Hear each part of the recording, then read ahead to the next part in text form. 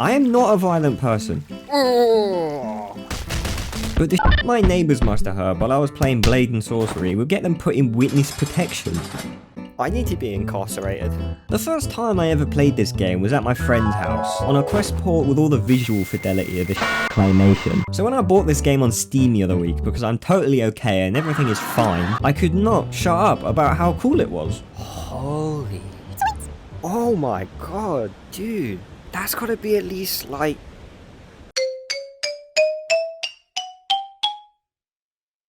seven polygons. If you've never played Blade and Sorcery, or any VR game at all, and this is your first experience with it, the first 40 minutes are just a game of... Can I? To which the answer is always yes. Can I stab him in the face? Yes. Can I stab her in the face? Yes. Can I throw this guy off the cliff so that he bounces off every rock as the light slowly leaves his eyes? You're a bit weird, aren't you? Well, yes. Can I feel this piece of cloth? Well, no. Oh, well, I take it all back. This game sucks. Well, you heard it here first. 0.3 I hate this stupid bit. I spent a solid 86% of the 2 and a bit hours of gameplay my constitution could handle pointing at things the same way 9-year-olds point at a bank's security cameras. I've never been so afraid and so enamoured in my life. Not afraid of the game, but afraid of what I might discover about myself if I kept playing. Maybe I'm some kind of freak who likes skewering chickens. People on the internet are gonna be mad at me for that one. So now that all my friends think I'm some kind of deranged lunatic, is this a cry for help? I can throw any shred of self-respect I had left into the wind and finally do all the things that...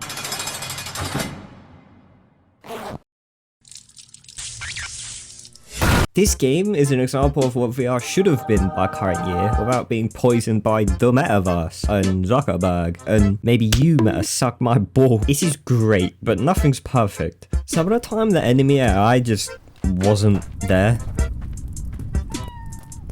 Wait, they're not aggroing, are they broken?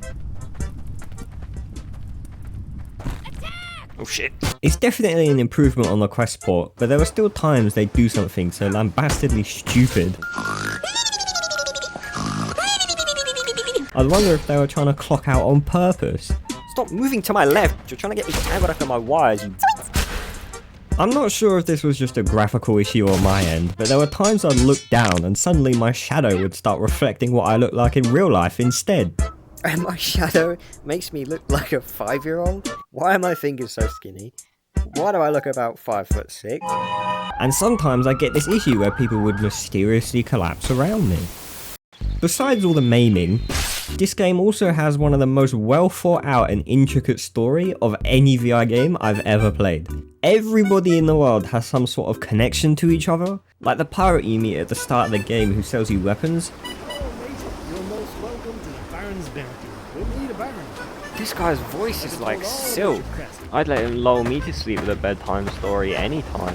He used to be one of the outlaws that you can fight, and has also worked with the Dalgarian Preservation Society, which itself is a whole cargo ship full of story.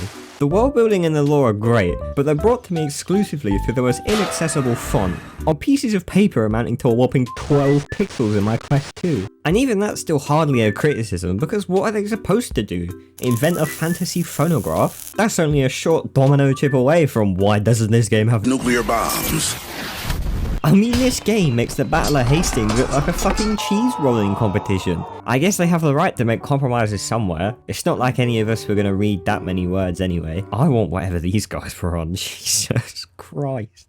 Reaching the boss room at the end of the first Dalgarian ruin was the closest I'll ever get to 12-year-old me's fantasy of playing Sword Art Online, which is something I used to think couldn't be tortured out of me. But I just showed how I Wolfenstein the guy 3 minutes ago. I'm sure whatever people think about me doesn't matter anymore. Running through this giant dungeon was the most fun I've had in a long time, and probably the closest I'll ever get to playing a real VR RPG without buying Skyrim for the 7th time. Let's see how they handle that blade.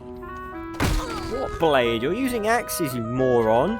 The scale of this game is really at its best here when it's not just dark, geometrically impossible hallways funneling you in one direction. And while there's still only one correct way to go, it just feels like you have more options. This is like a £5,000 per night, like, £5,000 per night lodge experience in rural Greece. And the final boss battle, like I said, coolest thing I've ever done.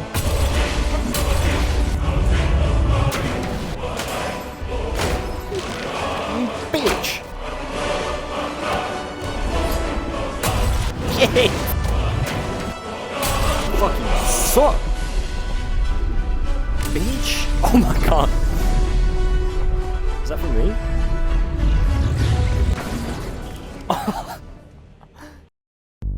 There's a bit more you can do in Blade and Sorcery besides what I've shown. I realise the video is basically over and I don't think I even mentioned the sorcery, which is arguably half the entire game. I didn't get that far into the game when I was filming for this, but I know from playing on Nomad and seeing stuff on the Steam page, maybe I'll make something else on it, I don't know. But there's other stuff I want to do first. Maybe detox from splitting my enemies in half. I made this whole bit about the strange shit I said when I was playing I couldn't fit anywhere. It took way too long to edit, so you get that instead of an outro.